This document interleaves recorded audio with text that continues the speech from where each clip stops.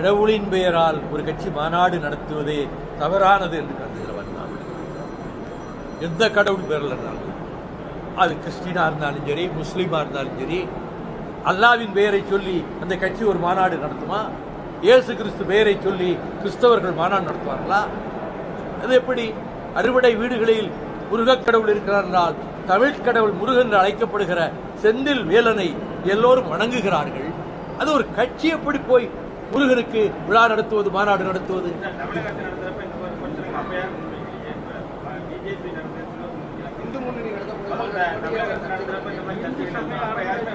யார் தமிழக அரசு எங்க நடத்துச்சு?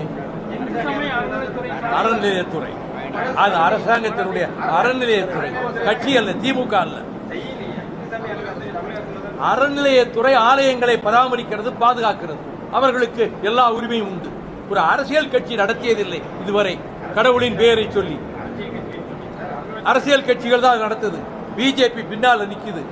இந்துத்துவ சக்திகள் எல்லாம் இந்த மாநாட்டுக்கு பின்னாடி நிற்கிறாங்க, முருகர் மாநாட்டுக்கு பின்னாடி. இதன் மூலமா தமிழ்நாட்டில் ஒரு இந்து வாக்கு வங்கியை உருவாக்க முடியவே முடியாது. அண்ணன் வைகோ ஒரு மதத்தின் பெயரில், கடவுளின் பெயரில் மாநாடு நடத்தக்கூடாது, இயேசு பேர்ல நடத்துவாங்களா, அல்லா பேர்ல நடத்துவாங்களான்னு கேட்கிறார். இதே கேள்வியை நாங்க கேட்கிறோம். இந்து கடவுள்களின் கோயில்கள் மட்டும் அரசாங்கம் ஏன் நிர்வகிக்கிறது? மற்ற மத கோயில்களை ஏன் நிர்வகிக்கவில்லை? இந்து மத கோயில்களில் உள்ள வருமானத்தை மட்டும் ஏன் அரசு எடுத்துக்கொள்கிறது? மற்ற கோயில்களில் வருமானத்தை என்னைக்காவது ஒரு நாள் கேள்வி கேட்டிருக்கீங்களா? ஆக இப்படித்தான் அண்ணன் சேகர் பாபுக்கு தூக்கமே வரல. இன்னொன்னு கேக்குறாங்க, நீங்க மற்ற மாநிலங்களில் போய் முருகன் மாநாடு நடத்துகிறீர்களா? எல்லா மாநிலத்திலும் நாங்க நடத்துவோம், எங்களுக்கு எந்தவித சங்கடமும் இல்லை. ஆனால் நீங்கள் மற்ற மாநிலத்துக்கு போய் ஒன்று நடத்த முடியாது. அதனால் இன்று எப்படி மொழிப்போருக்கு போராடினோமோ அதே மாதிரி கலாச்சார போருக்கு போராட வேண்டிய ஒரு சூழ்நிலை இருக்கிறது. ஏனென்றால் இந்துக்கள் என்றால் திருடர்கள் என்று சொன்னவர்கள் இன்று ஆட்சியில் இருக்கிறார்கள். உண்டியலை உங்களால் பாதுகாக்க முடியுமா என்று சொன்னவர் பாராளுமன்ற உறுப்பினராக இருக்கிறார். பெருமாளால உண்டியலை பாதுகாக்க முடியாதா, பின்ன மக்களை எப்படி பாதுகாப்பார் கேட்ட ஒரு பாராளுமன்ற உறுப்பினர். சனாதன தர்மத்தை கொசு போல ஒழிப்போம்.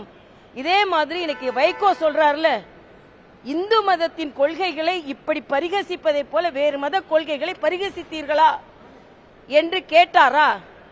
ஆக இன்னைக்கு நான் பார்த்ததிலிருந்து, முருகன் மாநாடு நடந்ததிலிருந்து இண்டி கூட்டணியை சார்ந்தவர்களுக்கு தூக்கம் கலைந்து போயிருக்கிறது என்பதைத்தான் எதிர்மறை மாநாடு அப்படின்னு சொன்னேன். வன்முறை மாநாடு என்று சொல்கிறார் சேகர் பாபு. நன்மறை மாநாடு இது. அதனால நாங்கள் மகிழ்ச்சியாக இருக்கிறோம். இந்துக்களின் ஒற்றுமையை இன்று வெளிப்படுத்தி இருக்கிறோம். இனிமேல் யாரும் எங்களை இரண்டாம் தர குடிமக்களை போல உங்களுக்கு வாழ்த்து சொல்ல முடியாது, உங்களோட பழக்க வழக்கங்களை நாங்கள் பரிகசிப்போம் என்று யாரும் சொல்ல முடியாது என்ற சக்தியை இன்று வெளிப்படுத்தி இருக்கிறோம். வன்னியரசு சொல்கிறார் பிளவுபடுத்துகிறதுக்கான மாநாடாம். என்ன கேட்கிற, யார் இதை சொல்றது? பயமுறுத்துவதற்கான மாநாடு, அச்சுறுத்துவதற்கான மாநாடுன்னு யார் சொல்றதுன்னா வன்னியரசு. அடங்கமறு அத்துமீறு திருப்பி அடி அப்படின்னு சொல்லிக் கொண்டிருக்கின்ற கட்சி அமைதியாக ஒரு மாநாடு நடந்திருக்கிறது, அதை பற்றி சொல்கிறார்கள். இன்னொன்று அண்ணன் வைகோ